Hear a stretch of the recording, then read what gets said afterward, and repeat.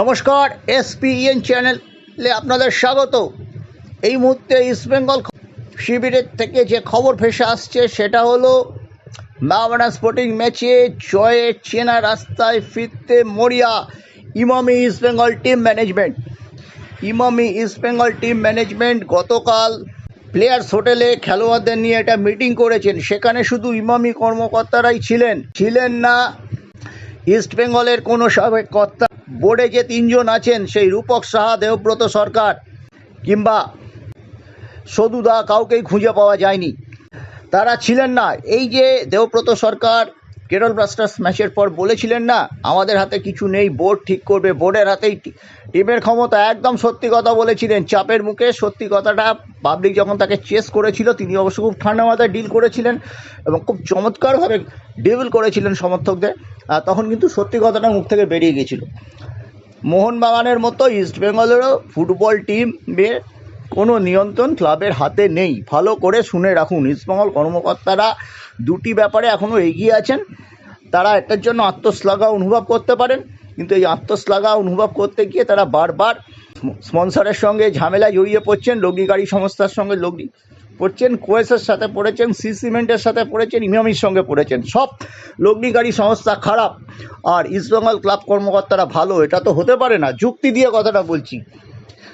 ব্যাপারটা হচ্ছে, মোহনবাগান কর্মকর্তারা বাস্তবটা মেনে নিয়েছেন। তারা অনেক পালিস্ট, একটা ভদ্রতার মোড়কে লগ্নি গাড়ি সংস্থার কর্মকর্তাদের সঙ্গে তারা একটা ডেকোরাম মেনটেন করে চলেন। তারা একটু বুদ্ধিমান তো বটে ইস্টবেঙ্গল কর্মকর্তাদের, হয়তো তারা আবেগতাড়িত নন, তারা বাস্তবের মাটিতে দাঁড়িয়েছে, কথা বলেন, তাই জন্য দিনের শেষে সাফল্য পান। হ্যাঁ, তাদের একটাই ব্যর্থতা, আগে সে আইএফএ শিল্ডই হোক, আইএসএল কাপ হোক, আইএফএল লিগ শিল্ড হোক, আগে মোমিনপুরে যাবে, মোমিনপুর ঘুরে মোহনবাগান তাঁবুতে ঢুকবে। এখানে ইস্টবেঙ্গল তো খুব বেশি ট্রফি পায় না, যে সুপার কাপটা যখন পেয়েছিল সরাসরি ইস্টবেঙ্গল তাঁবুতে ঢুকেছিল। এটা নিশ্চয়ই একটা আত্মশ্লাঘার জায়গা দেবো তো সরকারদের। আর কিন্তু টিম লিস্টে মোহনবাগান সুপার জায়ান্ট থাকে, টিম লিস্টে কিন্তু ইস্টবেঙ্গলের নামে খেলে। কিন্তু এটা করতে গিয়ে কি হচ্ছে জানেন তো, বিভিন্ন সময় ইনভেস্টরদের সঙ্গে ঝামেলায় জড়িয়ে পড়ছেন। হ্যাঁ, ইনভেস্টরকেও আবার ইনভেস্ট করে ইস্টবেঙ্গল ক্লাব, এটা কিন্তু ঘটনা। মোহনবাগান ক্লাব করে না, তাদের ইনভেস্টররা চায়ও না। ইমামি চায়, ইস্টবেঙ্গল করে, এবং এই যে করে বলে তাদের একটা নিয়ন্ত্রণ নেওয়ার একটা প্রবণতা থাকে। কিছু পুশ করা লোক থাকে, যেরকম সন্দীপ নন্দীকে পুশ করা হয়েছিল মারিয়ার জায়গায়। সন্দীপ নন্দী নিঃসন্দেহে ভালো মেটেরিয়াল গোলকিপার কোচ হিসেবে মারিয়ার জায়গায়, কিন্তু কি হলো, ঝামেলা হলো। ইস্টবেঙ্গলের গোলকিপার পজিশনটা এখনও নড়বড়ে। এরপরে আমরা কি দেখছি, যে মিটিং মোহামেডান স্পোর্টিং মাঠে দুদিন আগে মাঠে মিটিং করেছিলেন। থংবই সিংটো বক্তব্য রেখেছিলেন, অস্কার বক্তব্য রেখেছিলেন। আবার গতকাল মিটিং হয়েছে, সেখানে খেলোয়াড়দের উজ্জীবিত করা হয়েছে, খুব ভালো কথা। এবার যেটা দেখা যাচ্ছে যে প্র্যাকটিসে থংবই সিংটোর ভূমিকা কিন্তু ক্রমশই অর্থবহ হয়ে উঠছে। এবার হচ্ছে থংবই সিংটোকে কি মোহামেডান স্পোর্টিং মাঠের মধ্যে দেখা যাবে? এটাই লাখ টাকার প্রশ্ন। এটা হলে আশ্চর্য হওয়ার কিছু নেই।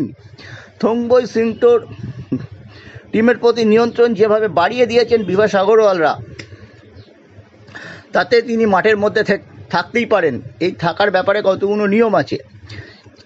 নথিভুক্ত খেলোয়াড়রা ছাড়া, টিম লিস্টে যাদের নাম আছে তারা ছাড়া আরও 10 জন মাঠের মধ্যে থাকবেন, টেকনিক্যাল স্টাফ। সেখানে কোচ আছেন, অ্যাসিস্ট্যান্ট কোচ আছেন, গোলকিপার কোচ আছেন, ফিজিক্যাল ট্রেনার হতে পারেন, ডাক্তার মাস্ট, ফিজিও মাস্ট, এগুলো থাকে। এখানে কিন্তু টেকনিক্যাল এই টিমে 14 জনের রেজিস্ট্রেশন করা যায়।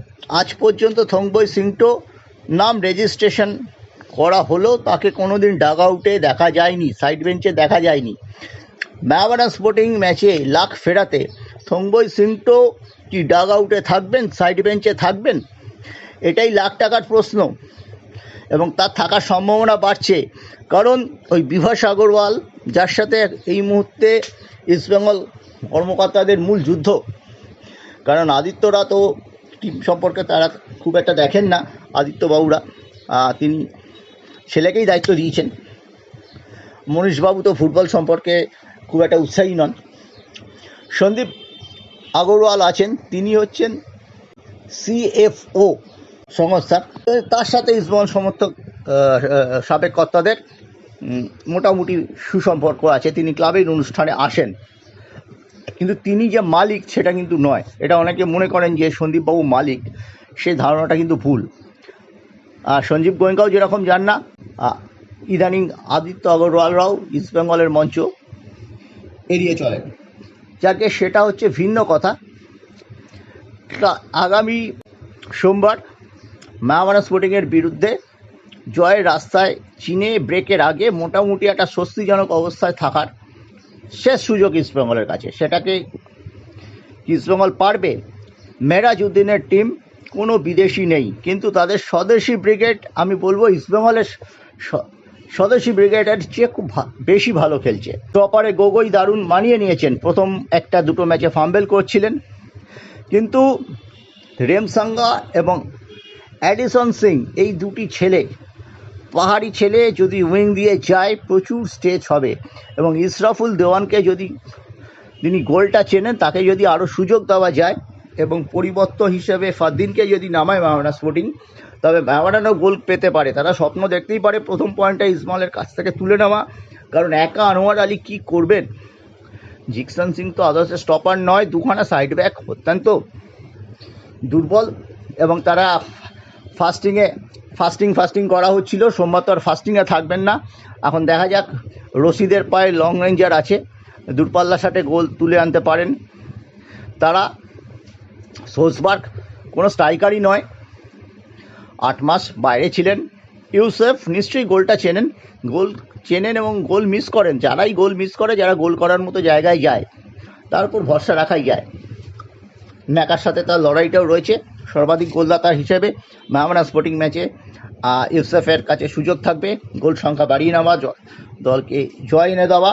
কিন্তু তার আগে সবচেয়ে বড় থাকবে যে সিন্টো থাকবেন কি না। সিন্টোই কি সেদিনকে যদি থাকেন, তবে কিন্তু অস্কার ব্যাকফুটে চলে যাবেন। সিন্টোকেই কিন্তু নির্দেশ দিতে দেখা যাবে ডাগ আউট থেকে, সেই দিকে আমাদের দৃষ্টি থাকবে।